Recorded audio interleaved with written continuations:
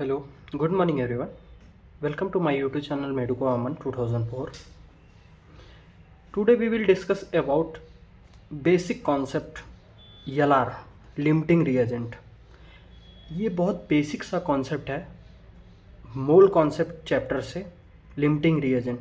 कई बार क्या होता है ना भाई, ये क्वेश्चन इजी होते हैं, क्वेश्चन अच्छे आते हैं इसके, बट हम कई बार इस कंफ्यूजन में हो जाते हैं भैया ये क्वेश्चन नॉर्मल एलआर मेथड से होगा या नॉर्मल कैलकुलेटिव मेथड से होगा.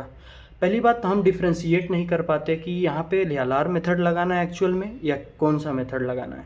तो पहले तो ये जानो कि एलआर मेथड लगाना ही है, इस चीज़ को कैसे पता चलेगा, क्लियर एविडेंस कैसे मिलेगा कि भाई यहाँ एलआर ही लगाना है. तो देखो, जब भी दो रिएक्टेंट, एग्जाम्पल देकर समझाता हूँ, ए बी मिल के सी बनाते हैं. जब भी दोनों रिएक्टेंट ए और बी की वैल्यू गिवन हो, दोनों की गिवन हो, चाहे वो लीटर में हो, चाहे वो ग्राम में हो, चाहे वो मोल में हो, चाहे किसी भी क्वांटिटी में हो, अगर दोनों की वैल्यू दी है, दोनों रिएक्टेंट की वैल्यू दी है, तो 100% श्योर हो जाओ तुमको एलआर का कॉन्सेप्ट लगाना है. अगर उनमें से किसी एक की वैल्यू दी है, दूसरे या तीसरे की पूछी है, तो अदर मेथड लगाएंगे.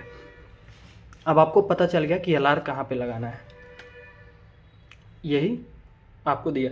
और दूसरी चीज़ जान लो, अगर एलआर का क्वेश्चन इजी वे में करना है और अच्छे तरीके से करना है, तो एक चीज़ हमेशा याद रखना कि आपको यूनिट रिएक्टेंट की क्वांटिटी दोनों चाहे जिसमें दिया रहे, ग्राम में दिया रहे, लीटर में दिया रहे या किसी भी यूनिट में दिया रहे, आप फर्स्ट प्रेफर करो उसको कन्वर्ट करने के लिए मोल में. आपको आसानी होगी, मोल में आप कन्वर्ट करोगे तो आप आसानी से समझ जाओगे कि क्या कह रहा है क्वेश्चन या क्या चाहता है. एक एग्जाम्पल दे के समझाता हूँ, ईजी क्वेश्चन नहीं है, जेई मेंस 2021 में आया हुआ है क्वेश्चन है. इसमें क्या कह रहा है, ए रिएक्शन 2AB मिलकर C+2D बनाते हैं. ए का क्वांटिटी दिया है 3 मोल, बी का क्वांटिटी दिया है 2 mole. Number of mole of C is found. मैंने क्या कहा, एलआर का दो चीज़, यहाँ पे दोनों चीज़ गिवन था एलआर का, तो हमें समझ में आ गया कि हाँ एलआर का कॉन्सेप्ट लगेगा. पहला स्टेप क्या होता है, आप रिएक्शन लिखो, रिएक्शन के नीचे जो गिवन क्वांटिटी है उसको लिखो. मैंने कहा था मोल में कन्वर्ट करना जरूरी है, यहाँ पे मोल में दिया है इसलिए हम कन्वर्ट नहीं कर रहे हैं. 3 2 लिख लिया. उसके बाद n बाई स्टाइकोमेट्री. ये स्टाइकोमेट्री क्या होता है, ये जो आपका सबस्ट्रेट है ना या रिएक्टेंट है, रिएक्टेंट के सामने जो न्यूमेरिकल वैल्यू लगी है वही स्टाइकोमेट्री है.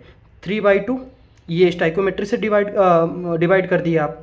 यहाँ पे 2 मोल दिया था, स्टाइकोमेट्री 1 है, 1 से डिवाइड कर दिए.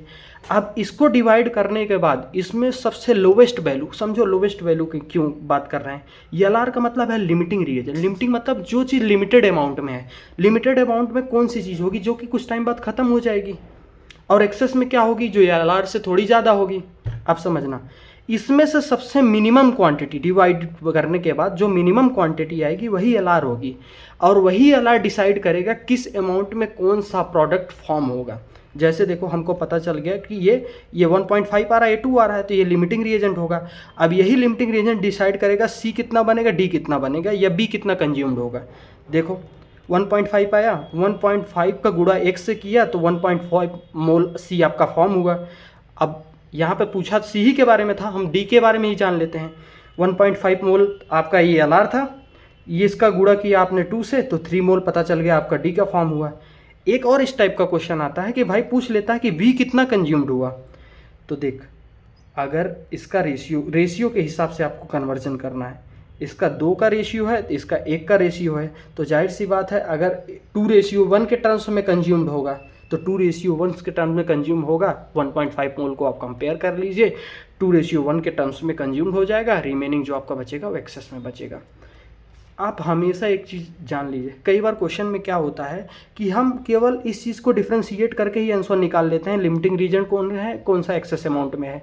3 टाइप का क्वेश्चन दिया रहता है जो कि लिमिटिंग रिएजेंट नहीं है, एक्सेस अमाउंट में है, फिर भी उसको लिमिटिंग रिएजेंट बोलता है क्वेश्चन में.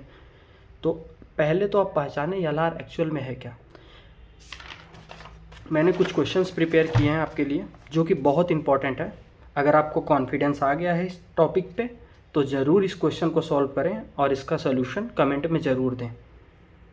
बहुत अच्छे क्वेश्चन है. Thank you so much for watching my video. I hope you understand. If any doubt then comment. Thank you so much.